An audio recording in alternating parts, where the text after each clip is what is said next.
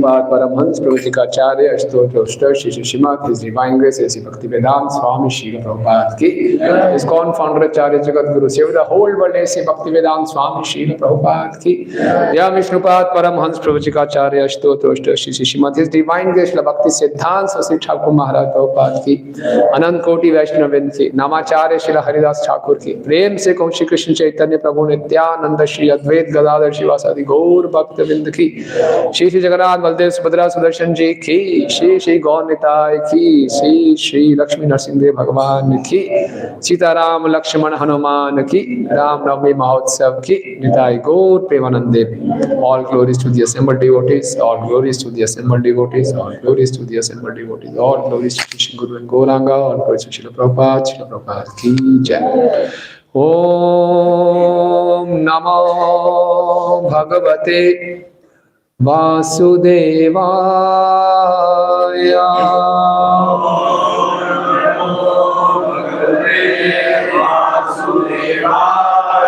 Om Namo Bhagavate Vasudevaya.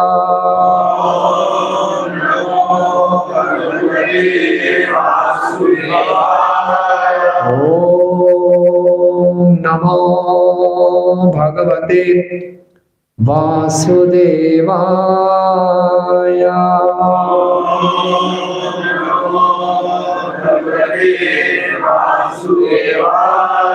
Narayanam namaskrityam naram chaiva narottamam devim saraswatim vyasam tato jayam udirayet नष्टप्रायेषु अभद्रेषु नित्यं भागवत सेवया भगवती उत्तम श्लोके भक्तिर्भवति नैष्ठिकी कृष्णाय वासुदेवाय देवकी नंदनाय च नंदगोपकुमाराय गोविंदाय नमो नमः। ग्रंथ श्रीमद् भागवतम नमस्कार अध्याय संख्या 11 अध्याय का नाम है भगवान रामचंद्र का विश्व पर राज्य करना। श्लोक संख्या 23।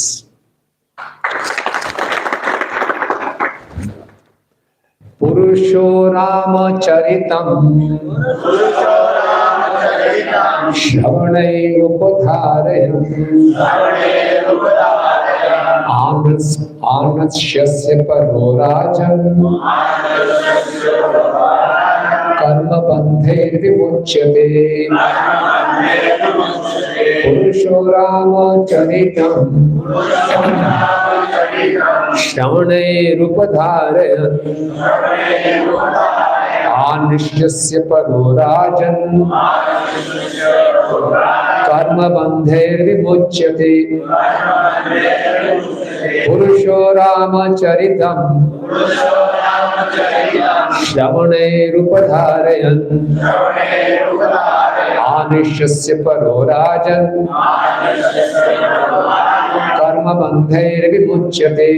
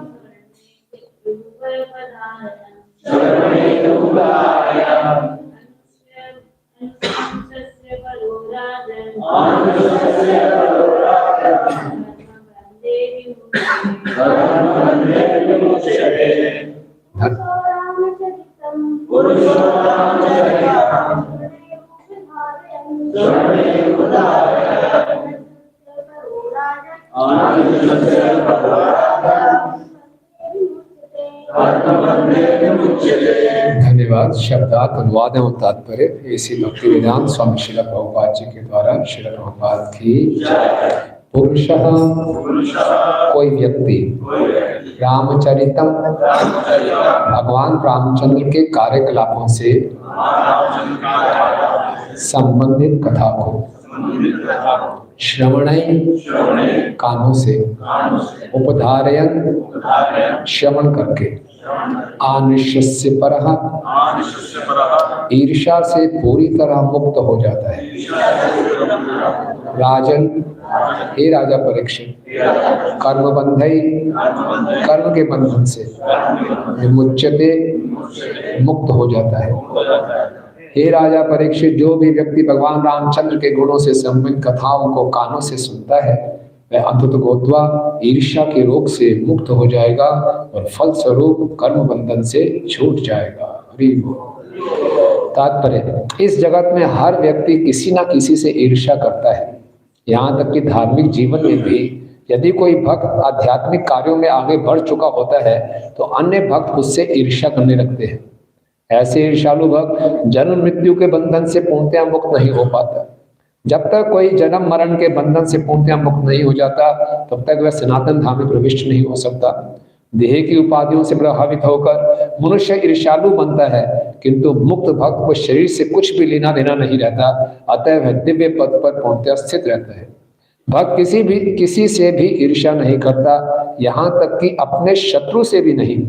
चूंकि भक्त यह जानता है कि भगवान उसके सर्वोच्च रक्षक हैं, अतः वह सोचता है तथाकथित शत्रु मेरा क्या बिगाड़ सकता है।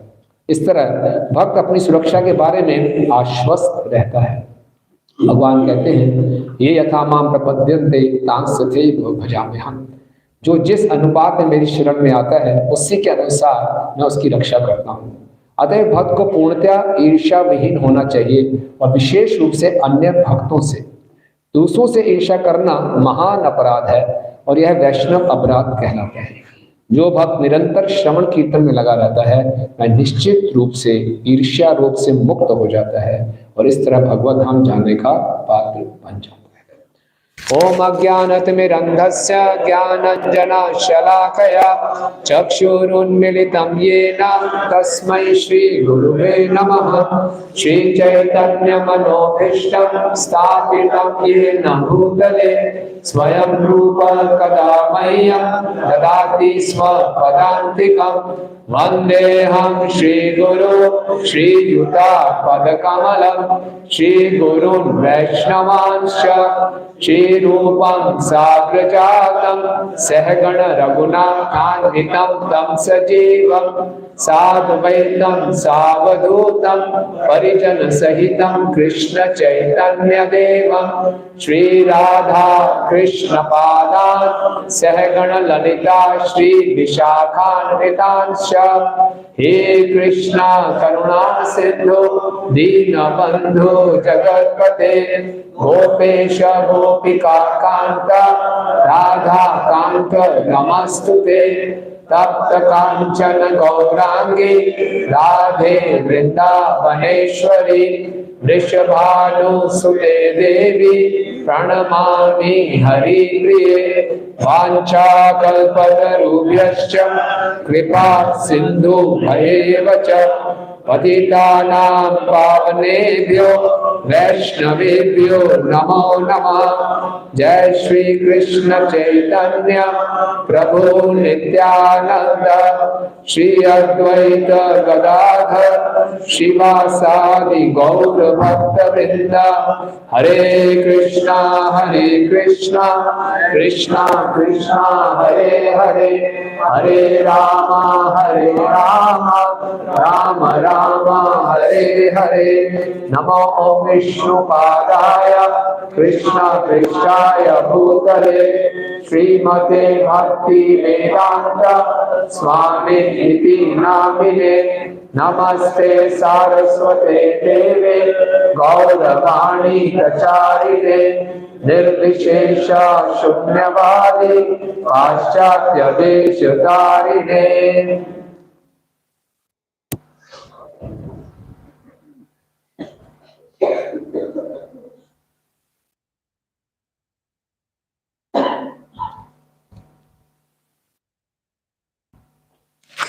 हरे कृष्णा। आप सब भक्तों का हार्दिक स्वागत है और बहुत ही खुशी की बात है, 2 दिन बाद ही परसों रामनवमी का महोत्सव। रामनवमी महोत्सव की सीताराम लक्ष्मण हनुमान की। और ये जो उत्सव आते हैं और बहुत सुंदर मौका मिलता है कि इन फेस्टिवल्स के मौक़ों पर, विशेषकर भगवान के प्राकट्य दिवस के अवसरों पर, हम अपने जीवन के लक्ष्य को दोबारा याद करें कि भगवान क्यों प्रकट होते हैं। कुंती महारानी भागवतम के पहले स्कंद में आती है कि इस संसार में हर कोई व्यक्ति अविद्या, काम और कर्म से बंधा हुआ है। अज्ञानता के कारण अपने आप को शरीर मानता है, फिर वो कर्म करता है। तो भगवान इसलिए प्रकट होते हैं, भविष्य क्लिश्य माना नाम अविद्या काम कर्म भी श्रवण स्मरण अरण अधिक करिष्यन्ति केचन। कि इस संसार के भव सागर में हम फंसे हुए हैं, तो हमें संसार से निकालने के लिए भगवान बार बार प्रकट होते हैं और सुंदर सुंदर लीलाएं करते हैं, ताकि उन लीलाओं का श्रवण कीर्तन और स्मरण करके हम इस भव बंधन से मुक्त हो सके। ये आज के श्लोक में बताया गया है। पुरुषो राम चरितम श्रवण रूप धारय। कोई पुरुष, कोई व्यक्ति अगर भगवान राम के चरित्र के, भगवान राम से संबंधित कथाओं को सुनेगा तो उसका क्या रोग दूर हो जाएगा? ईर्ष्या का रोग दूर हो जाएगा। और प्रभुपाद लिख रहे हैं कि संसार में हर कोई किसी ना किसी कुछ ना कुछ तो ईर्ष्या करता ही है, और जब तक ईर्ष्या करते रहेंगे संसार में रहेंगे। तो भगवान राम के सुंदर चरित्रों को सुन के हम ईर्ष्या से मुक्त हो जाएंगे और वापस भगवान के धाम जाएंगे। तो ये मुख्य उत्सव मनाने का उद्देश्य होता है कि हम ज़्यादा से ज़्यादा, हमें मालूम चले कि भगवान की कथाओं का श्रवण कीर्तन का क्या महत्व है, अपना पूरा जीवन हम इसमें लगाएं। हमारे भक्ति के जीवन के, हमारी साधना के 2 मुख्य स्तंभ हैं, श्रवण और कीर्तन। तो अब रामायण में तो इतने महान महान चरित्र हैं, इतनी सुंदर सुंदर कथाएं हैं, तो एक दिन कौन सी कथा ली जाए? तो मुझे कल अमरिंदर हरिभक्त ने आइडिया दिया, हनुमान जी की सुंदरकांड में कथा है वो ली जाए, कैसे हनुमान जी लंका जाते हैं। तो रामायण में 7 कांड है, उसमें ये है सुंदरकांड। इसका नाम सुंदरकांड क्यों रखा गया? इसमें किसकी सुंदरता का वर्णन है? सीता मैया की, भगवान राम की, रावण की, मंदोदरी की, किसकी सुंदरता का वर्णन है? हनुमान जी। हनुमान जी दिखने में वानर है, तो क्या सुंदर है? उनकी सेवा की भावना। कितनी सुंदर उनकी सेवा की भावना है, भगवान राम के लिए कुछ भी करने को वो तैयार है। तो जिस प्रकार ये प्रसंग हम शुरू कर रहे हैं कि भगवान राम ने सुग्रीव जी से मिलकर सारे वानरों को चारों दिशाओं में भेज दिया कि सीता मैया को ढूंढ के लाए। और अंगद जी की जो पार्टी में हनुमान जी भी थे, जामवंत भी थे, वो दक्षिण भारत की ओर जाते हैं और समुद्र के तट पे पहुंच जाते हैं और बहुत कंफ्यूज हैं, बहुत परेशान हैं। 1 महीने का टारगेट दिया था सुग्रीव ने, सबको वापस आना है। 1 महीने से ऊपर हो चुका है और अभी तक कुछ भी पता नहीं चल रहा। तभी संपत, जो कि जटायु के बड़े भाई हैं, वो कुछ संदेश देते हैं। अंगद को मालूम चलता है कि सीता मैया समुद्र के पार है। तो अब अंगद सबको लेकर समुद्र के किनारे पहुंचते हैं और अंगद ने देखा इतना महान समुद्र, 100 योजन का, कौन इसको पार करेगा? कैसे हम सीता मैया के पास जा सकते हैं? समय बीतता जा रहा था, बहुत परेशान थे। तो अंगद ने सब वानरों से पूछा, आप कितना कूद पाओगे? एक वानर बोला 5 योजन, उसने बोला 10 योजन, कोई 20 योजन, कोई 30 योजन, ये तो 100 योजन का है ना, 80 योजन तक आ गया। फिर जामवंत से पूछा, आप कितना कूद पाओगे? जामवंत ने बोला, मैं बूढ़ा हो गया, 40 से 90 योजन। एक समय था कि जब त्रिविक्रम भगवान वामन देव आए थे पूरे ब्रह्मांड का मैंने 21 बारी परिक्रमा भाग के करते थे, लेकिन अब वृद्ध हो गया हूँ, 90 योजन से ज्यादा नहीं। अंगद तुम कितना कूद पाओगे? जाम्बा ने पूछा। अरे मैं भी 100 योजन, 1 वे, वापस नहीं आ पाऊंगा मैं। बड़े परेशान हो जाते, कैसे ढूंढेंगे? फिर जामन ने बोलते हैं एक व्यक्ति है जो कर सकता है। वो कौन है? हनुमान। हनुमान जी की जय। बोले हनुमान जी का फिर बचपन का याद दिलाते हैं कि हनुमान जी जैसे ही संसार में प्रकट हुए थे, अत्यंत शक्तिशाली। सूर्य को देखा तो लगा एक लाल सेब है उसको पकड़ लिया। सूर्य जी परेशान हो गया, ऐसा कौन सा व्यक्ति जो मुझे पकड़ लेगा भाई? और फिल्म में कथा है, तभी हनुमान जी का नाम हनुमान पड़ा उनका, ये जो यहाँ ठोड़ी पे लगा उनको चोट। तो उसके बाद उनके पास इतना असीम बल था कि वो अपने बल का गलत उपयोग करते थे। बालक रूप में थे, सब मुनियों को तंग करते थे। सब ऋषियों ने उनको फिर थोड़ा सा श्राप दिया कि तुम बहुत ज्यादा उद्दंड हो, अपनी शक्ति का गलत उपयोग करते हो। जब तक सही समय नहीं आएगा तब तक वो अपनी शक्ति को भूले रहोगे, और जब ऐसा समय आएगा जब अपनी शक्तियों का उपयोग भगवान की सेवा में लगा सकोगे, तब तुम्हें कोई अपनी शक्ति के बारे में स्मरण कराएगा, फिर तुम शक्तियों का सही उपयोग करोगे। तो जामन ने बोला अब वो समय आ गया है। जैसे हनुमान जी ने ये सुना, वे उत्साहित हो गए कि अब मुझे मौका मिलेगा भगवान राम की सेवा करने के लिए, और जोर से गरजे हो। बोले अब मेरी बाजू में इतना बल है कि इस समुद्र में दोनों बाजू में मंथन करके पूरे ब्रह्मांड में बाढ़ ला दूंगा, और ये समुद्र एक बार क्या, मैं तो हजारों बार इसकी परिक्रमा कर सकता हूँ, पूरी पृथ्वी की परिक्रमा कर सकता हूँ। ऐसे उत्साह से गरजे वो, और देखा सामने महेंद्र पर्वत था, और ये महेंद्र पर्वत सही मेरे लिए लॉन्चिंग पैड रहेगा, यहाँ खड़ा होकर मैं कूदूंगा। तो पहले महेंद्र पर्वत की तलहटी में गए, प्रणाम किया सूर्य देव को, ब्रह्मा जी को, अपने पिता वायुदेव जी को। फिर महेंद्र पर्वत के ऊपर चढ़े और अपने साइज को, अपने आकार को बढ़ाना शुरू किया। विशाल आकार धारण कर लिया, और विशाल आकार धारण करके अपने पांव और घुटने पर्वत पे रख दिए, और एक लंबा सांस लिया कि अब फ्लाइट शुरू होने वाले हैं, टेक ऑफ करने वाले हैं। और जब इतना बड़ा उन्होंने अपना आकार बढ़ा दिया, तो उस महेंद्र पर्वत के नीचे जितने भी पशु पक्षी रहते थे सब डर के भाग गए। जितने ऋषिगण तपस्या कर रहे थे बाहर आगे क्या हो गया। और हनुमान जी ने स्मरण किया भगवान राम का, भगवान राम के सुंदर चेहरे का स्मरण किया कि भगवान राम सीता मैया के कितने वियोग में है, और भगवान राम कितना चाहते हैं कि सीता मैया वापस आए। और सारे के सारे जितने भी खोज के लिए बानरों को अलग अलग दिशा में भेजा था, केवल हनुमान को ही भगवान राम ने वो मुंदरी दी थी। सीता मैया जब मिले तो ये मुंदरी दिखाना, ताकि वो जान सके कि तुम मेरे प्रामाणिक सेवक हो। तो हनुमान जी ने सोचा कि भगवान राम ने मुझ पे कितना विश्वास किया है। तो भगवान राम का स्मरण करते हुए, उनका नाम लेकर जय श्री राम बोलते हुए जोर से वो कूदे, ऐसे कूदे जैसे कि भगवान राम के धनुष से कोई तीर निकला हो। और ऐसे जा रहे थे आगे, जैसे वो कूदे जितने भी पेड़ थे महेंद्र पर्वत के ऊपर सब उखड़ गए, और पूरे पर्वत में ज्वार भाटा आ गया। और हनुमान जी ऐसे तेजी से आगे बढ़ रहे हैं, ऐसे लग रहा है जैसे बादलों के बीच में से चंद्रमा निकल के जा रहे हैं, तेजी से आगे जा रहे हैं। इसलिए भगवान राम के मिशन में सीता मैया को वापस लाने के लिए। तो श्री संप्रदाय के आचार्यगण हैं, वो टीका देते हैं कि जो सीता मैया है उसकी तुलना उन्होंने की है हर जीव में जो सुसुप्त भक्ति है। और भगवान राम ने भेजा हनुमान जी को उस भक्ति को जागृत करने के लिए।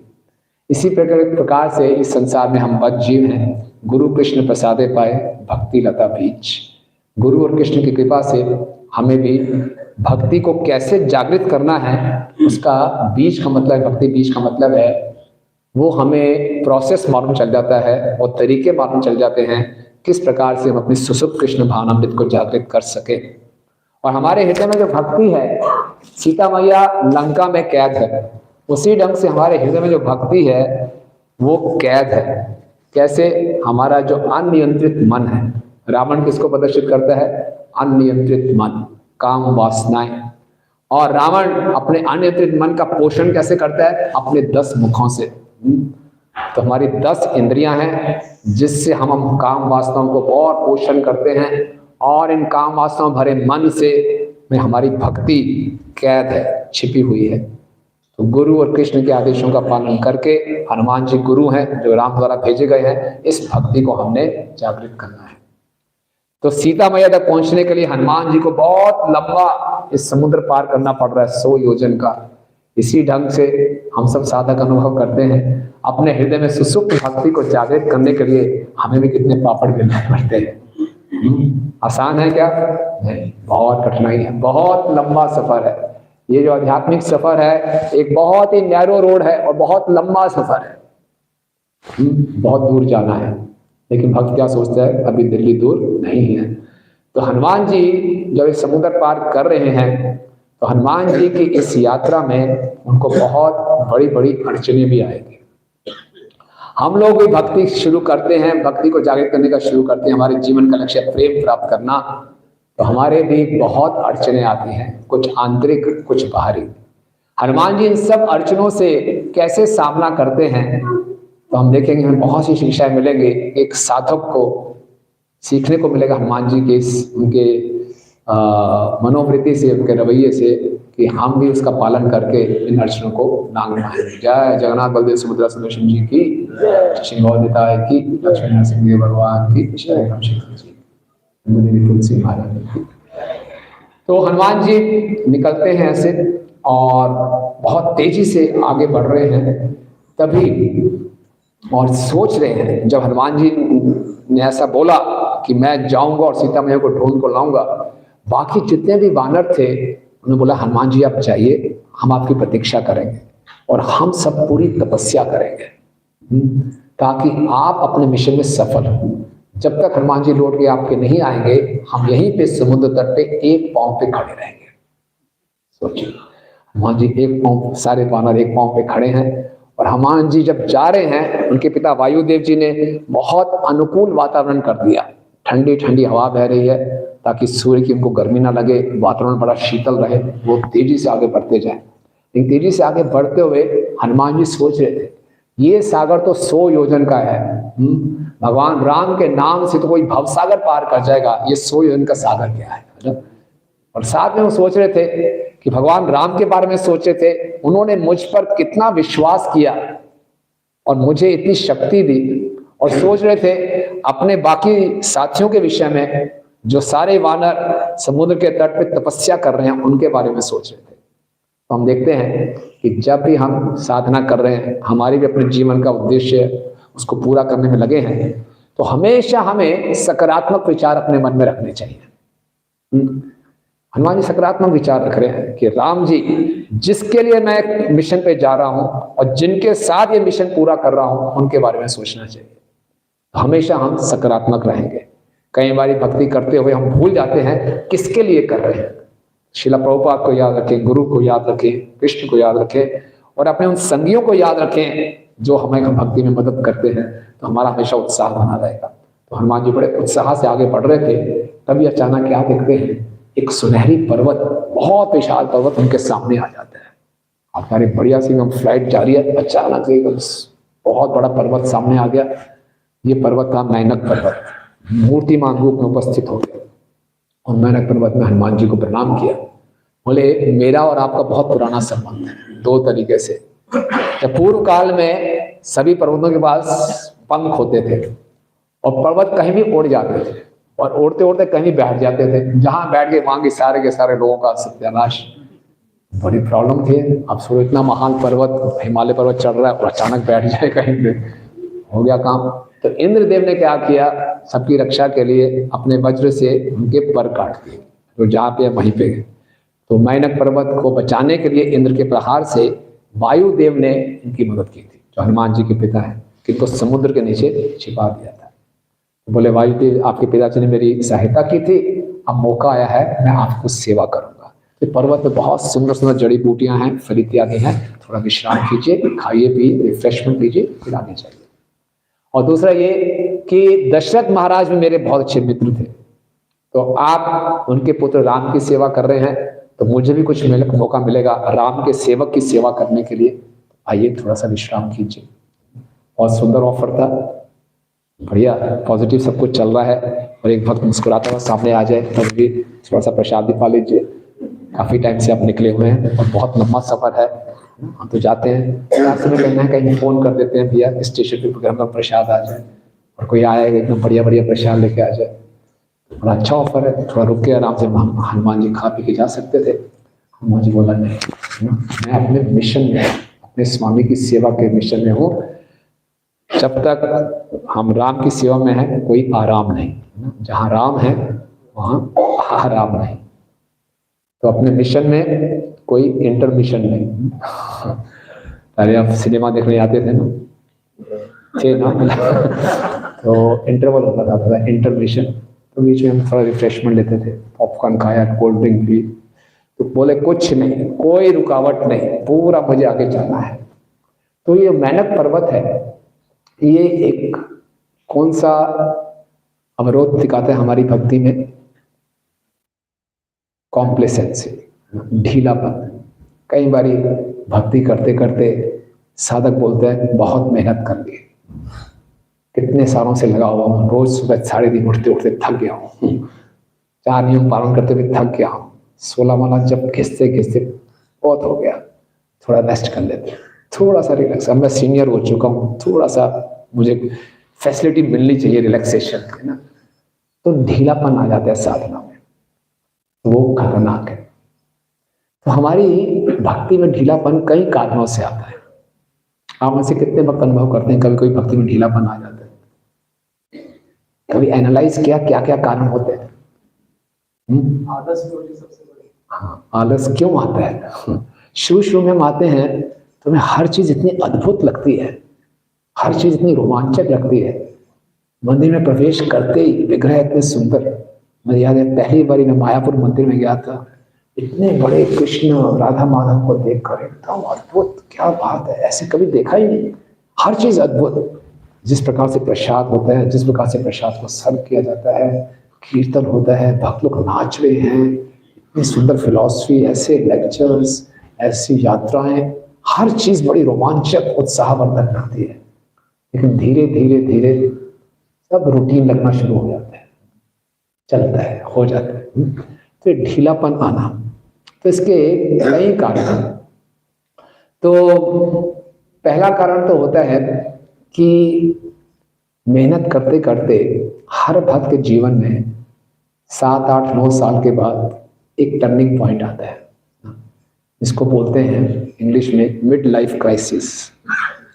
भक्त को लगता है अब मैं नहीं कर पाऊंगा, बहुत होगी मेहनत, इतना सुना है ध्यानपूर्वक जप करना चाहिए, होता नहीं है ध्यानपूर्वक जप, 10 साल हो गए वैसे की वैसी हालत है, इतना दूर लंबा सफर है, क्या अंत तक में ऐसा चलता रहेगा? संशय आने शुरू हो जाते हैं, अब माला ऐसे ही होगी, छोड़ो यार, निपटा दो किसी ढंग से। तो इसको मिड लाइफ क्राइसिस कहते हैं, है ना। अपने पे कॉन्फिडेंस कम हो जाता है, उत्साह कम हो जाता है, मेहनत कर करके व्यक्ति थोड़ा थक जाता है, ये नेचुरल है, हर उसमें साधना में ऐसा होगा। एक कारण ये होता है। दूसरा कारण हो सकता है कि कई बार हम सेवा में लगते हैं, सेवा में कुछ पोजीशन में मिल जाती है, सुविधाएं मिलनी शुरू हो जाती हैं, तो हम उन सुविधाओं का युक्त वैराग्य के नाम पे उपयोग करते करते सुविधाओं में ही फंस जाते हैं, तो ढीलापन आ जाता है। सारी सुविधाएं हैं, जो बोलो तुरंत उपस्थित है आपके सामने, तो वो तपस्या, वो मेहनत, वो वैराग्य की भावना धीरे धीरे कम होती जाती है, उसमें ढीलापन आ जाता है। तीसरा कारण होता है, कई बार मैं ये सोच पाया, आप भी हो तो आप मुझे बताना, कि कई बार जब भक्त के जीवन में बहुत कठिनाइयां आ जाए, शारीरिक मुश्किलें, पारिवारिक, बिजनेस की, भक्तों के बीच में संबंध हो जाए, खराब हो जाए, कठिनाइयां आ जाती हैं, तो हम ढीले पड़ जाते हैं भक्ति में, उत्साह कम हो जाता है, भक्तों से मिलने की इतनी इच्छा नहीं रहती, अपनी दुनिया में खोना चाहते हैं, एक ये कारण होता है। और चौथा कारण मैं सोच पाया कि जीव गोस्वामी जी बताते हैं कि साधना में ढीलापन तब आता है जब हमसे नाम अपराध होते हैं। अपराध का एक परिणाम होता है कि साधना में व्यक्ति ढीला पड़ जाता है। ये 4 कारण मैं सोच पाया कि आलस क्यों आ जाता है। पहला क्या था, हमने क्या था, मिड लाइफ क्राइसिस, सबके जीवन में नेचुरल स्वाभाविक रूप से आता है। दूसरा कुछ सुविधाएं मिलनी शुरू हो जाती हैं, उन सुविधाओं में फंस जाते हैं। तीसरा, कोई चुनौतियां आ जाती हैं हमारे परिवार में, हमारे स्वास्थ्य में, व्यवसाय में। और चौथा होता है कुछ अपराध हो जाए। तो इसका सामना कैसे करना है ना? इससे घबराना नहीं है, इस सबके जीवन में आते आते कोई ना कोई कारण से ये ढीलापन हमारे कुछ वर्षों के बाद आना शुरू हो जाता है। तो कैसे? तो जिस प्रकार से हनुमान जी बहुत अलर्ट रहे, हनुमान जी भूले नहीं कि मैं किस उद्देश्य से जा रहा हूं, तो हमेशा हम उद्देश्य को याद रखें, उद्देश्य को याद रखें। चाहे हरिनाम के जप करने में कितनी कठिनाइयां क्यों ना आ रही हो, हम हरिनाम में हमेशा प्रयास करते रहे। शिला प्रभुपाद जी से किसी ने पूछा, प्रभुपाद जी 16 माला करने का मतलब क्या है? प्रभुपाद ने फिर बोला कि 16 माला करने का मतलब ये है कि 16 माला समाप्त होने के बाद हम पूछे 16 ही क्यों, 160 क्यों नहीं, 1600 क्यों नहीं, 16,000 क्यों नहीं? हमारी ऐसी स्थिति आती है, हम बोलते 16 क्यों, कम क्यों नहीं? क्यों 16 माला मैंने नियम ले लिया, कम का होना चाहिए, कलयुग बढ़ रहा है, माला कम होनी चाहिए।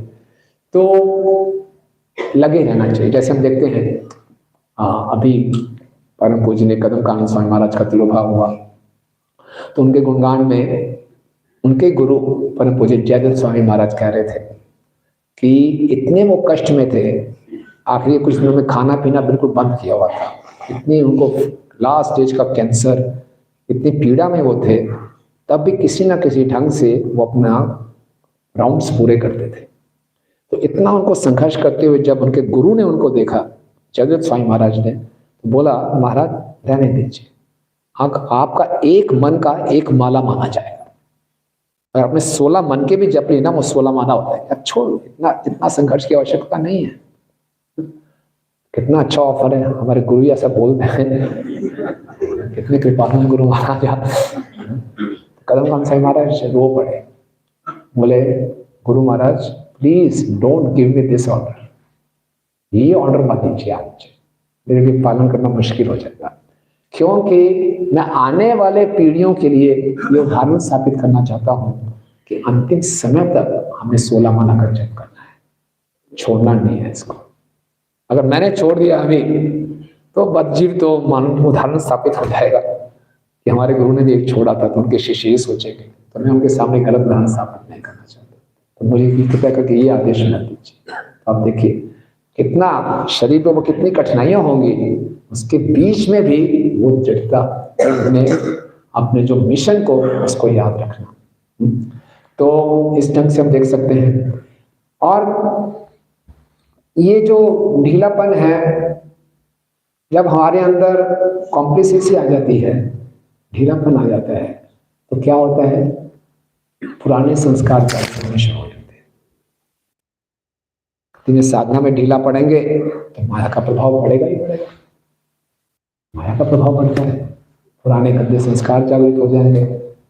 कई वक्त बोलते हैं हमारा टीवी देखने का मन कर रहा है, फिल्में देखने का मन कर रहा है, गलत चलचित्र देखने की इच्छा होती है, पुराने चीजें याद आ जाती हैं और उसमें हम फंस जाते हैं। और कई बार ये प्रॉब्लम इतनी बढ़ जाती है कि हमारा भक्ति की विधियों से ही उत्साह खत्म हो जाता है, विश्वास कम हो जाता है, कोई फेथ नहीं रहता, लोग डेविएट हो जाते हैं। श्रील प्रभुपाद जी के टाइम में एक ऐसे उनके शिष्य थे जो कि थोड़ा योगा के प्रति डेविएट हो गए, बहुत बार योगा करने लगे, आयुर्वेद में घुस गए और फिर तरह तरह के रसायन बनाने लगे, भक्तों को बताने लगे आपके शरीर में ये समस्या, ये रसायन लो, वो रसायन लो। एक बार प्रभुपाद के साथ बैठ के कार में जा रहे थे, प्रभुपाद को सलाह मशवरा देने लगे, प्रभुपाद आपके लीवर की समस्या, आपको ये रसायन लेना चाहिए, नींद की समस्या, ये रसायन लेना चाहिए। प्रभुपाद चुपचाप सुनते रहे, जब करते रहे। तभी ड्राइवर ने पीछे बोला, प्रभुपाद लगता है गाड़ी में ब्रेक काम नहीं कर रही। तो प्रभुपाद ने उस भक्त से पूछा, पापा कौन सा रसायन काम करेगा? तो वो घबरा गया। तो कुछ पापा जब करते रहे, कुछ समय के बाद ड्राइवर ने बोला, लगता है पापा ठीक हो गया सब। मैं बोला हरि नाम ही असली रसायन है। हरे कृष्णा कृष्णा कृष्णा हरे हरे, हरे राम राम राम हरे हरे। तो हमारे जीवन में समस्या आएंगी, हमसे कुछ अपराध भी होंगे, ये मिड लाइफ क्राइसिस भी आएगा, सुविधाएं भी हमें मिलेंगी, ये सब पूरा प्रयास करेंगे हमें ढीला बनाने के लिए, आलसी बनाने के लिए साधना में। लेकिन हनुमान जी की तरह हमने हमेशा उत्साहित रहने का प्रयास करना है।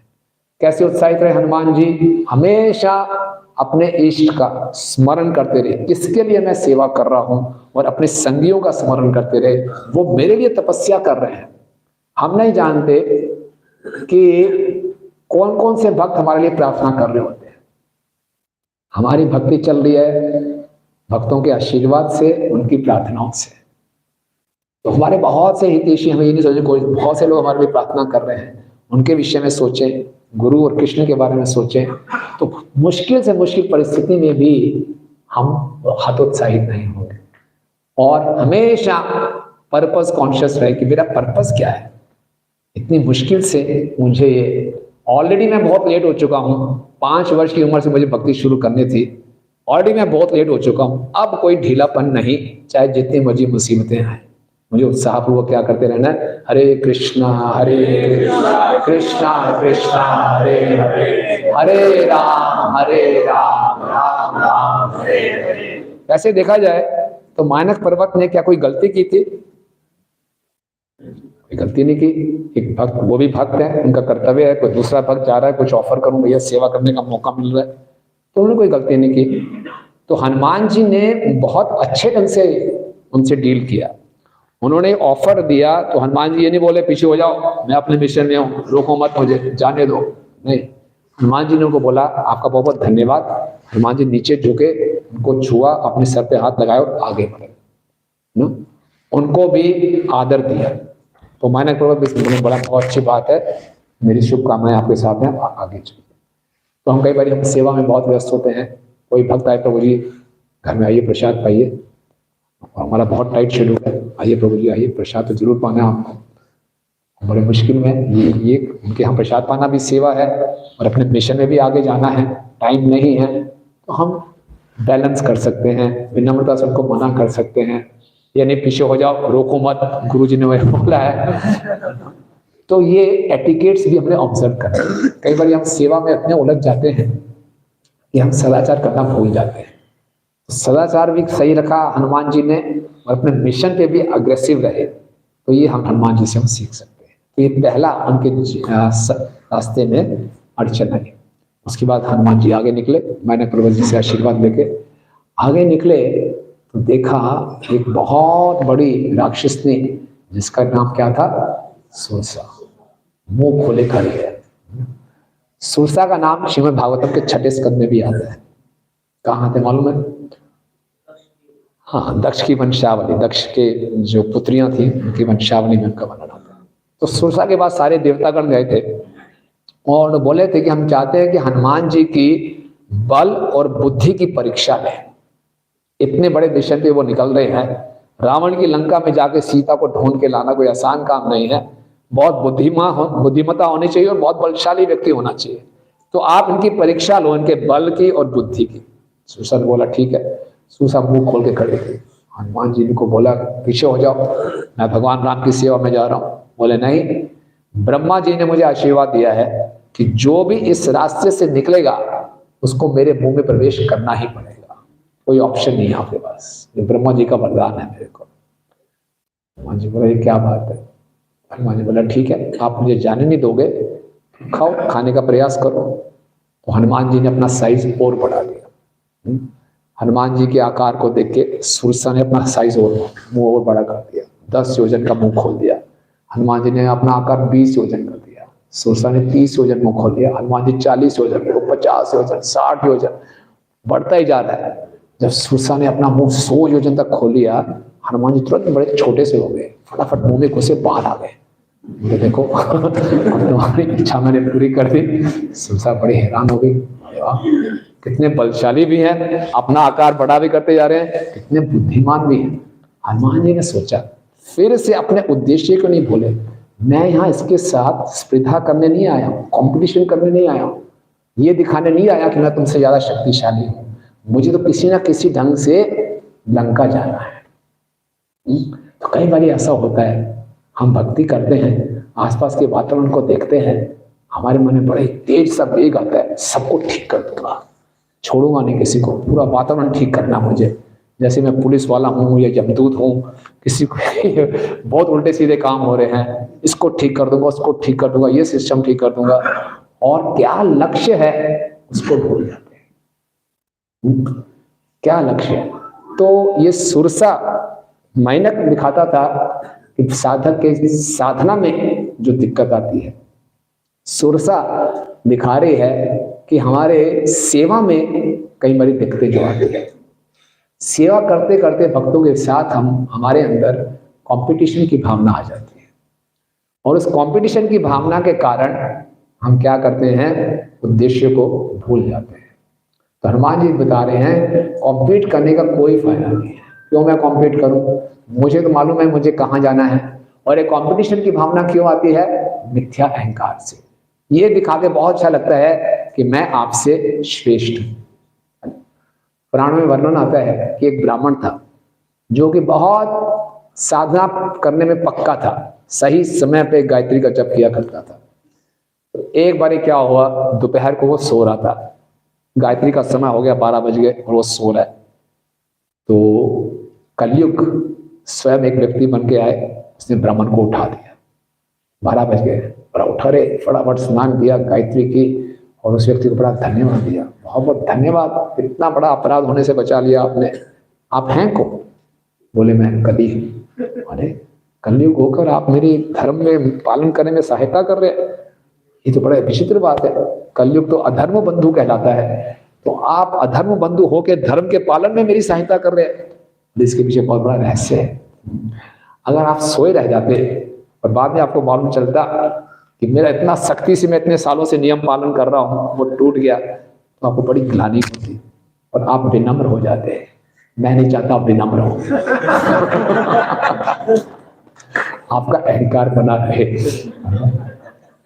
इसका आइडिया ये नहीं है कल हम मंगल आरती मिस कर दें, मैं थोड़ा विनम्र होने का प्रयास कर रहा हूं। तो हमें कई बार अपनी साधना पे भी अहंकार हो जाता है, और हमें तो मौका चाहिए अपने अहंकार को बढ़ाने के लिए।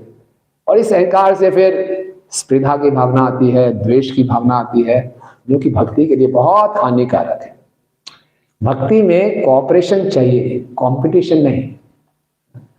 कंपटीशन करेंगे तो कुछ भी नहीं है। तो इसीलिए विनम्रता की बहुत आवश्यकता है। विनम्रता, हनुमान जी को कोई फर्क नहीं पड़ा छोटा होने में। अरे क्या फर्क पड़ता है, छोटे हो जाओ। तू मैं में लगे हुए हैं, फालतू के आर्गुमेंट्स कर रहे हैं। कई बार भक्तों के बीच में हम ऐसे आर्गुमेंट्स में फंस जाते हैं जिससे कोई मतलब ही नहीं है, केवल अपने आप को प्रूव करने के लिए कि मैं आपसे बेहतर हूं। इससे आपके कृष्ण प्रेम के पाने में कोई लेना देना नहीं। क्या करें, अपने आप को विनम्र बना दें। विनम्रता का क्या अर्थ है? हनुमान जी ने सोचा कि अपने बारे में नहीं सोचना, भगवान राम के बारे में सोचना। तो परम पूजनीय राधानाथ स्वामी महाराज विनम्रता की बहुत सुंदर परिभाषा देते हैं। कभी भी मालूम चले कि मैं विनम्र हूं या नहीं, इस परिभाषा से अपने आप को नाप सकते हैं। बहुत सुंदर परिभाषा है। वो कहते हैं humility does not mean thinking one self less, but thinking about one self less. समझे आप? विनम्रता अपने आप को नीचा सोचना नहीं है, बल्कि अपने बारे में कम सोचना है। विनम्रता अपने आप को कम सोचना नहीं है, बट अपने बारे में कम सोचना है। तो अधिकांशतः हम सेल्फ कॉन्शियस रहते हैं, अपने बारे में सोचते रहते हैं, मेरी रेपुटेशन, मेरी इमेज, मेरा अहंकार। तो वो विनम्रता नहीं है। हनुमान जी ने अपने बारे में नहीं सोचा, उस परिस्थिति में भी ये सोचा कि कैसे इसकी परिस्थिति को भी पूरा कर दूं, इसके मुंह में भी प्रवेश कर जाऊं और अपने मिशन में आगे बढ़ूं। तो हमें इस विनम्रता का पालन करने का प्रयास करना है। भरत भागवतामृत में बताते हैं कि विनम्रता ही प्रेम का बीज है और विनम्रता ही प्रेम का फल है। तो जितना हम साधना भक्ति में विनम्रता का अनुशीलन करेंगे, उतनी जल्दी हम भक्ति में उन्नति करेंगे। इंग्लिश में विनम्रता को ह्यूमिलिटी कहते हैं। ये ह्यूमिलिटी शब्द एक लैटिन शब्द है ह्यूमस, उससे आता है। और ह्यूमस का मतलब क्या होता है? सॉइल, मिट्टी। यानी कि विनम्रता वो मिट्टी है जिसमें भक्ति का बीज पनपता है। और भक्तों के समाज में कंपटीशन नहीं चाहिए, कम से कम कोऑपरेशन चाहिए। हम सब ने बचपन में खरगोश और कछुए की कहानी सुनी है ना? खरगोश और कछुए की आपस में रेस होती है। पहले राउंड में कौन जीतता है? दूसरे राउंड में कौन जीतता है? कछुआ। इसके आगे 2 राउंड्स और होते हैं। वर्णन इस प्रकार से है, जब कछुआ जीत गया तो खरगोश को बड़ा दुख हुआ, यार बड़ी खराब हो गई रेपुटेशन। बोले अब नहीं मानू, अब बिल्कुल रिलैक्स नहीं करूंगा। बोले एक बार फिर करें? कछुए ने बोला कर लेते हैं। फिर से हुआ, इस बारी खरगोश सोया नहीं, पहले पहुंच गया, बहुत जल्दी पहुंच गया, कोई चांस नहीं था कछुए का। कछुए ने सोचा यार ऐसे तो कभी मैं नहीं जीतूंगा। बोले एक बार फिर गए खरगोश के पास, यार एक राउंड और हो जाए। बोले शर्त ये है कि इस राउंड में जो रूट है मैं डिसाइड करूंगा। खरगोश बोला जो मर्जी रूट ले लो यार, क्या फर्क पड़ता है, तुम्हें मालूम चल गया मेरे को रेस्ट नहीं करना, बस मैं तो पहुंच जाऊंगा। बोले ठीक है। तो कछुए ने रूट ऐसा बनाया कि बहुत से गलियों से गुजरना है, ये करके लास्ट में एक नदी को पार करना है। तो खरगोश तो फटाफट धार करके पहुंच गया, नदी के किनारे पहुंच गया, खड़ा हो गया बेचारा, कुछ कर नहीं पाया। कछुआ आराम से धीरे धीरे आया, खरगोश बेचारा खड़ा रहा, नदी पार करके पहुंच गया वहां पे। ये भी फर्स्ट आ गया। फिर दोनों ने सोचा फिर क्या करें, एक और राउंड हो जाए। तब तक 4 राउंड हो गए थे, आपस में अच्छी दोस्ती हो गई थी उनके। बोले कब तक यार ऐसे लड़ते रहेंगे ना, मिलके चलते हैं। तो क्या करेंगे, जहां सड़क आएगी कछुए ने बोला मैं आपके ऊपर बैठ जाऊंगा, जहां नदी आएगी मैं अपने ऊपर बैठ जाऊंगा, दोनों साथ साथ चले। इसीलिए भक्तों के परिवार में भी हमें आपस में कंपटीशन की जगह सोचिए हम कैसे सहयोग करें, कोऑपरेट करें। और यही सहयोग प्रभुपाद को प्रसन्न करेगा और यही सहयोग से हमें कृपा प्राप्त होगी।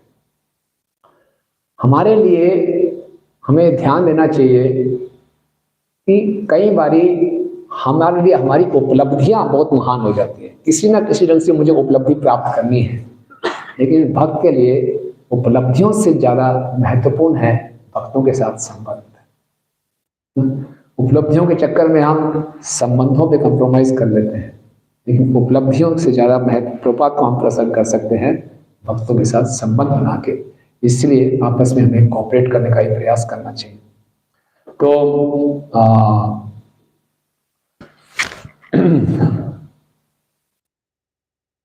क्योंकि जो कृष्णा भावनामृत आंदोलन है, ये कोई ब्लैक एंड व्हाइट प्रोसेस नहीं है कि हम दोनों में आपस में बहस हो रही, मैं ठीक हूँ आप गलत है। कई बार दोनों ही ठीक हो सकते हैं। एक बार कुंभ मेला में प्रभुपाद जी के साथ यमुना माता जी भी थी और भवानंद प्रभु भी थे। भवानंद प्रभु ने बोला कृष्ण और बलराम में क्या अंतर है, पूछा। तो यमुना माता जी ने बोला कृष्ण और बलराम में अंतर ये है कि कृष्ण राधा रानी के साथ रास रचा सकते हैं, बलराम नहीं। भवानंद प्रभु ने बोला नहीं, कृष्ण बलराम में अंतर ये है, कोई अंतर नहीं है, बस रंग का अंतर है। दोनों में बहस हो रही थी। बोले चलते हैं प्रभुपाद जी के पास चलते हैं। तो प्रभुपाद के सेक्रेटरी थे तमाल कृष्ण गोस्वामी महाराज, उन्होंने दोनों की बात सुनी और प्रभुपाद के पास गए। प्रभुपाद यमुना माता और भवानंद प्रभु में ये बहस हो रही है। बोले क्या बहस हो रही है? बोले यमुना माता ये बोलती हैं कृष्ण बलराम में ये अंतर है कि बलराम जी राधा जी के साथ रास नहीं कर सकते। प्रभुपाद बोला बिल्कुल ठीक। भवानंद क्या कह रहे हैं? भवानंद ये कह रहे हैं कि दोनों में कोई अंतर नहीं है, अंतर केवल रंग का है। तो कहते हैं ये भी ठीक। प्रभुपाद ये कैसे, मतलब दोनों कैसे ठीक हो सकते हैं? बोला आप भी ठीक हो। तो दोनों ठीक हो सकते हैं, कोई बहस करने की आवश्यकता नहीं है। राधा कुंभ में स्नान करना चाहिए नहीं करना चाहिए, दोनों ही ठीक। करना भी चाहिए, आचमन करके भी आ सकते हैं, स्नान भी कर सकते हैं। तो इसीलिए ये कॉपरेशन की बहुत आवश्यकता है। निमाई पंडित बहुत बड़े पंडित थे, तो उन्होंने एक पुस्तक लिखी थी तर्क और व्याकरण के ऊपर।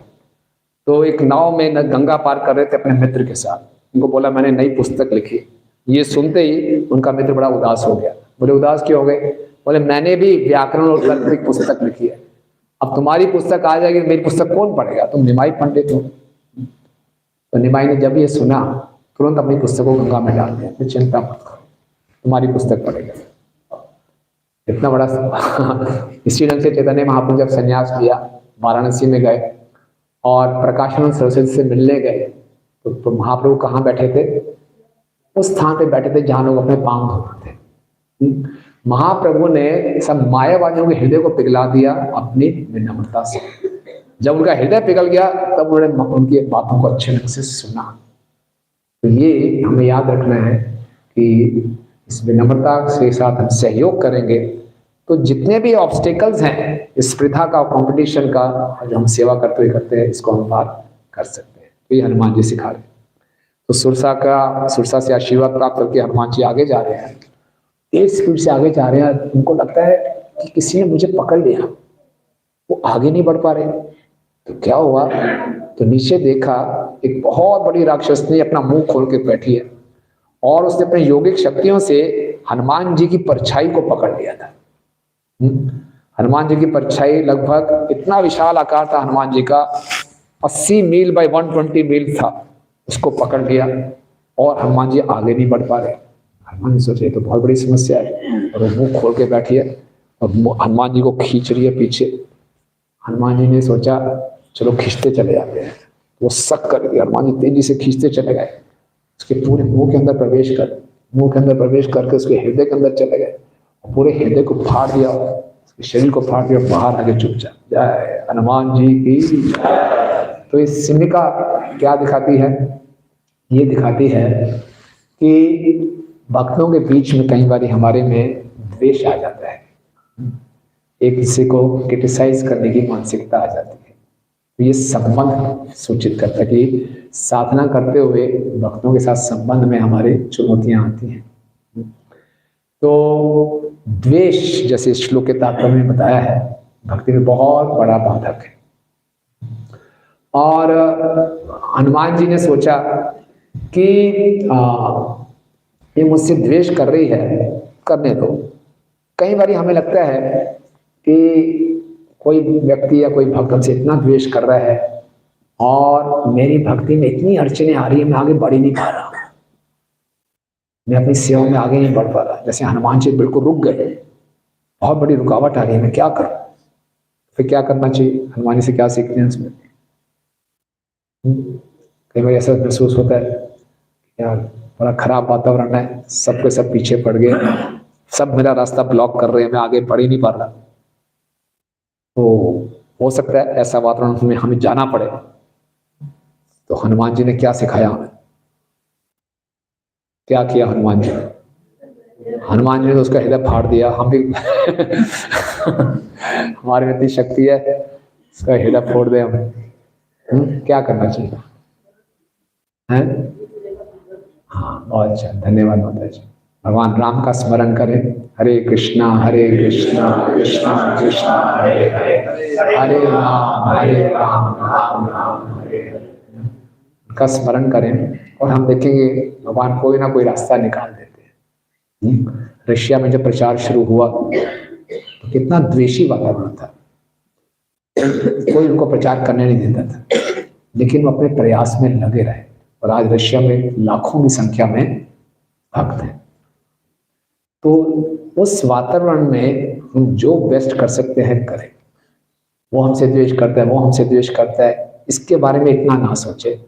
मैं इस परिस्थिति में कैसे भगवान की सेवा कर सकता हूँ, गुरु की सेवा कर सकता हूँ, उसका हम प्रयास करते रहे। द्वेष का सिमिका क्या कर रही थी? हनुमान जी में इतने अच्छे गुण हैं वो नहीं देख रही थी, हनुमान जी की छाया, काली छाया है, उसको पकड़ रही थी।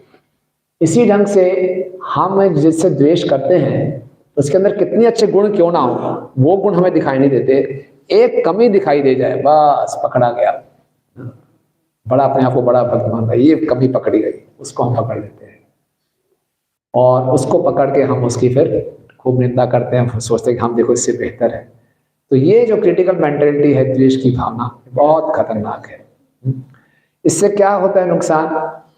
हम दूसरे के गुणों को देख ही नहीं पाते और जब हम दूसरों के अवगुणों पर ही ध्यान देते रहते हैं और सोचते हैं कि अगर इसके अंदर गुण हैं तो मेरे में गुण क्यों नहीं है, तो इससे क्या होता है? हमारे अंदर भी जो अच्छे गुण होते हैं उसका सही उपयोग नहीं करते। एक भक्त को क्या करना चाहिए? जो हमारे पास है उसके लिए हमें कृतज्ञ रहना चाहिए। जो मुझे गुण नहीं मिल पाए, हो सकता है मैं इतना बुद्धिमान ना हूँ, मैं इतना अच्छा मैनेजमेंट ना करता हूँ, मैं इतना अच्छा संगीत ना गा सकूं, कोई बात नहीं, दूसरा कर सकता है, उसकी प्रशंसा करें, लेकिन मेरे अंदर जो लिमिटेड गुण है उसका मैं सही उपयोग करूं। एक बार एक व्यक्ति था, बचपन से वो अपंग था, उसकी बाईं बाजू नहीं थी, फिर भी वो अपनी सुरक्षा के लिए एक जूडो के कोच के पास गया कि मुझे जूडो सिखाइए। तो उस कोच ने उसको खाली एक ही स्टेप सिखाया, ज्यादा स्टेप नहीं सिखाया। पूरी उम्र वो प्रयास करता रहा, एक ही स्टेप को बार बार प्रैक्टिस करता रहा। फिर बोला जाओ जूडो के कंपटीशन में भाग। कंपटीशन में भाग लिया, एक बाजू नहीं है उसकी और एक ही स्टेप उसको आता है। कमाल कर दिया उसने, पहला राउंड जीत दिया, दूसरा राउंड जीत दिया, तीसरा राउंड जीत दिया, क्वार्टर फाइनल, सेमीफाइनल, फाइनल जीत गया, चैंपियन बन गया वो खुद बड़ा हैरान, मेरी एक बाजू नहीं है, एक ही स्टेप आता है और मैं चैंपियन बन गया। अपने कोच से पूछा कैसे चमत्कार हो गया? फिर बड़ी बुद्धि का उपयोग किया, भगवान ने आपको बाईं बाजू नहीं दी, मैंने आपको एक ऐसा स्टेप सिखाया था, आपके प्रतिद्वंदी को उस स्टेप को काउंटर करने के लिए आपकी बाईं बाजू पकड़नी थी। जब वो स्टेप करते थे बाईं बाजू आपकी है नहीं तो बेचारा घबरा जाता था।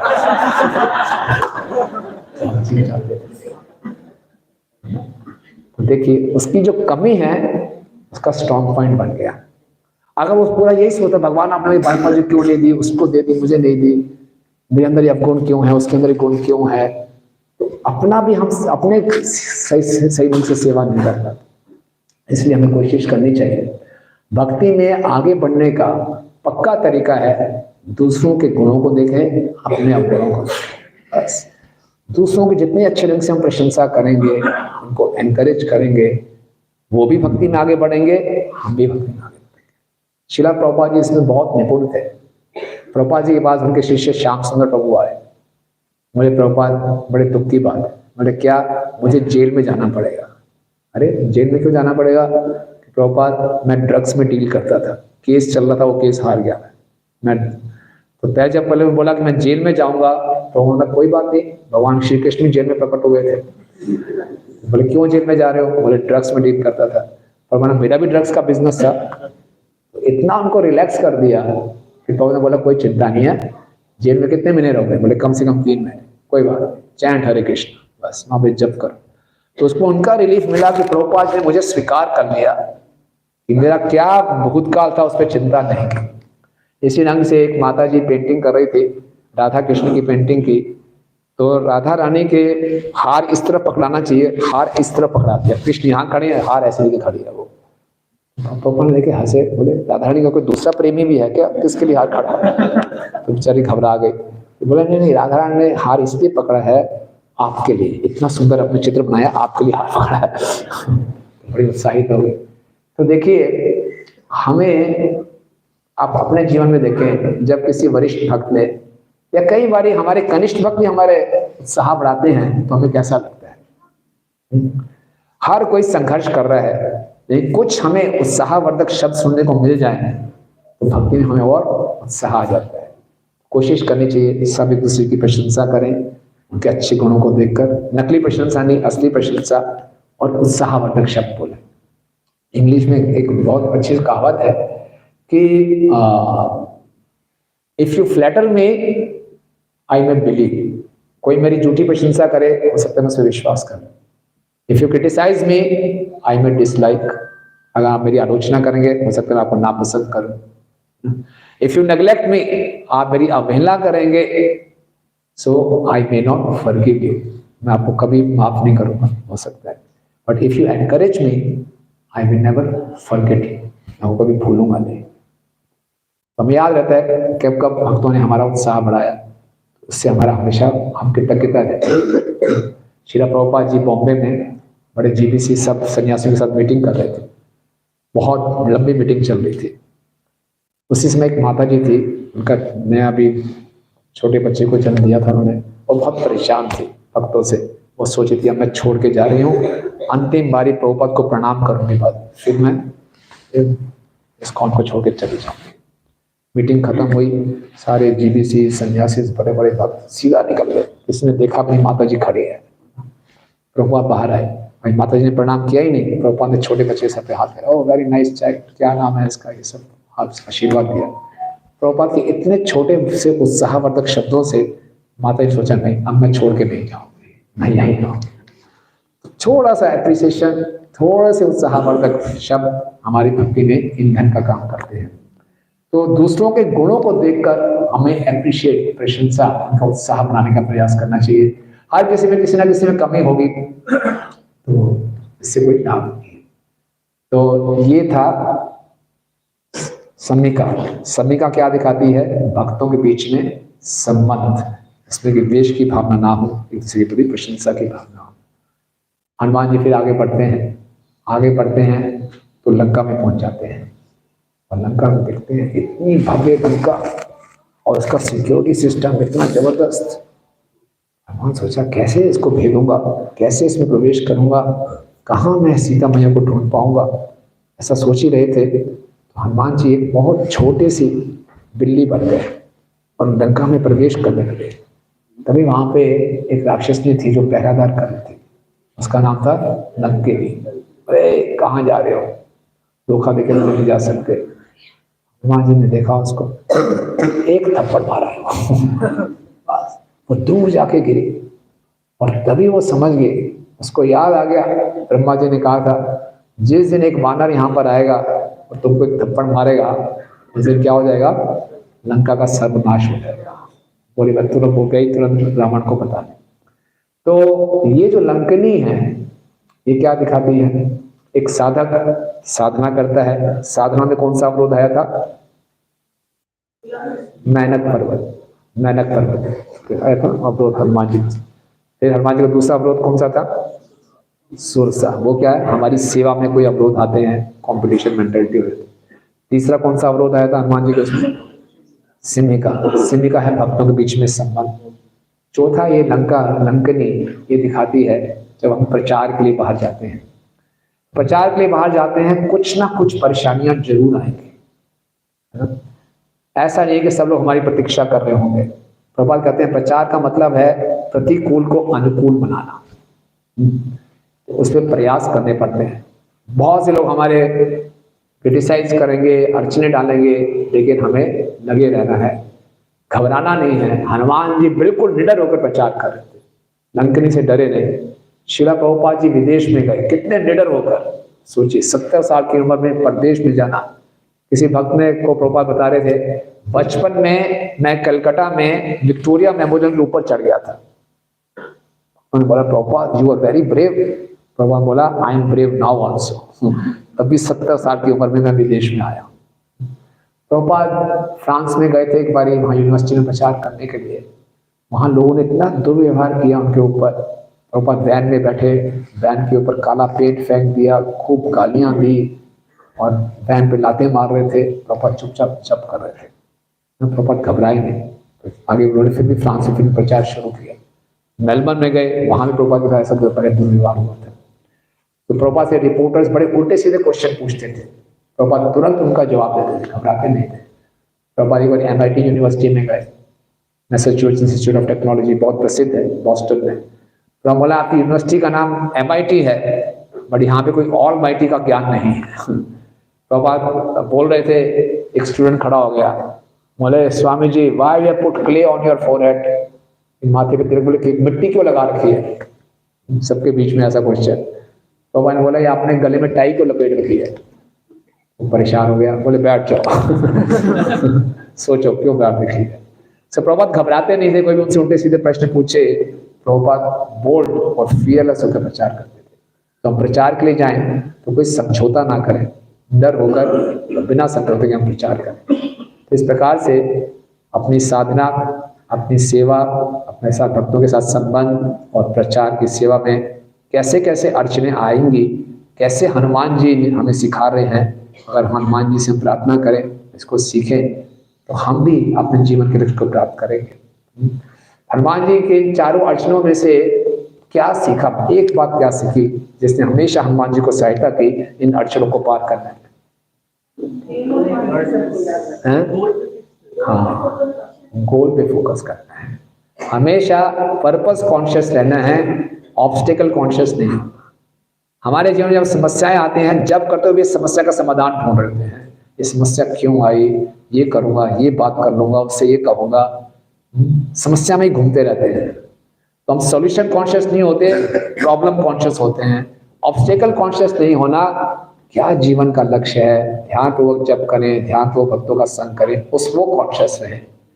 तो एक बार मैं परम पूज्य गोपाल कृष्ण साईं महाराज के पास गया, मैं बड़ा परेशान हो गया कि परेशानियां ही परेशानियां, मैं तो अच्छा करना चाह रहा हूँ, लोग गलत समझ रहे हैं, क्यों ऐसे परेशानियां आ रही हैं। मैंने महाराज से बोला, महाराज इतने ऑब्स्टेकल्स क्यों आते हैं भक्ति में? तो महाराज ने बोला, these obstacles make our devotional service very sweet. ये भक्ति में मिठास लाती हैं, ये उनके देखने का तरीका है। हम जैसे लोग परेशान हो जाते हैं। अभी मैं पढ़ रहा था श्रील विष्णु चक्रवर्ती ठाकुर जी की टीका है, भागवतम में एक बहुत विशेष श्लोक है, सावे पुंसो परो धर्म यथा भक्ति अधोक्षजे अहेतु की अप्रतिहता ययात्मा सुप्रसिद्धति। भक्ति हमारी अप्रतिहता होनी चाहिए, कोई इसको रोक ना पाए। तो इसकी टीका में विष्णु चक्रवर्ती ठाकुर जी रूप गोस्वामी को कोट करते हैं। रूप गोस्वामी जी उज्ज्वल मणि में लिखते हैं, सर्वथा ध्वंस रहिता सती अपि ध्वंस कारण है। भक्ति का क्या लक्षण है? सर्वथा ध्वंस रहिता। भक्ति जो है कभी रुकती नहीं है, विदाउट डिस्ट्रक्शन। भक्ति को कोई डिस्ट्रॉय नहीं कर सकता, और भक्ति सारे अड़चनों को डिस्ट्रॉय करती है। भक्ति को कोई काट नहीं सकता। भक्ति जितने अवरोध हैं, अड़चने हैं, उनको काटती है। तो हमारे जीवन में कोई अवरोध आए तो हमें भक्ति करनी है, ना कि अवरोधों के बारे में सोचना है। अवरोध भक्ति को काट नहीं सकते, लेकिन भक्ति अवरोध को काटती है। हनुमान जी हमें सिखा रहे हैं अप्रतिहता। इतनी बड़ी बड़ी अड़चने भी आए, लेकिन हमेशा वो उद्देश्य के बारे में चिंतित रहे कि भगवान राम मुझसे क्या चाहते हैं, श्रील प्रभुपाद मुझसे क्या चाहते हैं, गुरु महाराज मुझसे क्या चाहते हैं। इस उद्देश्य पे हम केंद्रित रहेंगे, वो हमें अड़चनों को सामना करने की पूरी बुद्धि भी प्राप्त होगी और शक्ति भी प्राप्त होगी। हरे कृष्णा। सीताराम लक्ष्मण हनुमान की, जगत गुरु श्रील प्रभुपाद की। कोई प्रश्न या टिप्पणी, टीका, करेक्शन?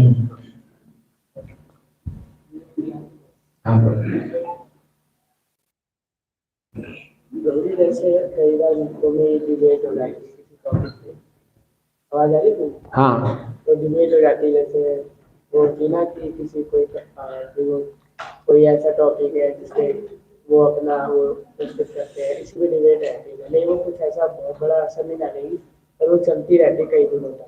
ये फोन पे हो गई या इलेक्ट्रॉनिक उसी बात पे हो गई, तो वो करना चाहिए कंटिन्यू या बचना चाहिए? प्रभु जी का प्रश्न है, कई बार भक्तों से विवाद हो जाता है, डिबेट हो जाती है किसी बात पे, वो चलती रहती है, एक राउंड नहीं, दो राउंड नहीं, कई दिनों तक चलती रहती है। आजकल सोशल मीडिया तो और भी चलती रहती है, कोई दिक्कत नहीं। धनाधन तीर पे तीर चल रहे हैं। तो देखना पड़ेगा किस टॉपिक पे हो रहा है, और फालतू में फायदा नहीं इसमें समय व्यर्थ करवाने। उसकी जगह आप अच्छा जप करो, अच्छा अध्ययन करो।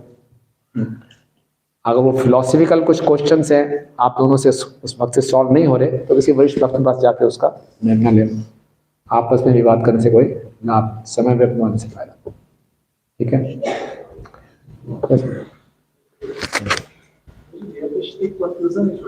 जैसे आपने बताया था ब्राह्मण था, वो जैसे गायत्री का समय हो गया था 12 बजे को आकर के सोता रहेगा, तो जैसे कली ने आके उसे उठा दिया। तो प्रश्न ये है कि अगर वो सोता रहता, तो जैसे आपने बताया कि उसका गायत्री हो नहीं पाता, फिर उसमें विनम्रता आ जाती है, उसने उठा दिया, उसका अहंकार बढ़ रहा है। तो सही क्या है, सोते रहना सही था या? देखो, हमें तो समय पे गायत्री करनी है। 16 माला का जब प्रतिदिन करना है, नियम पालन करने हैं। ये नहीं कि चलो कुछ नियम तोड़ता हूँ विनम्र हो जाऊंगा, वो नहीं। लेकिन उस ब्राह्मण को अपनी साधना का अहंकार है,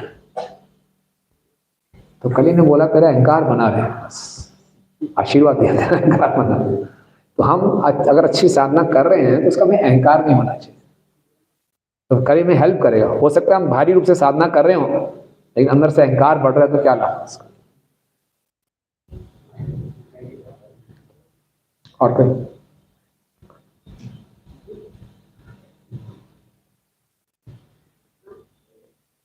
एक क्वेश्चन और था, जैसे लड़का का बताया जाता है कि 100 कोस दूरी, पर आज अगर देखा जाए श्रीलंका, अगर वही लगता है वो, तो 100 कोस नहीं हो, कुछ ही 100 योजन।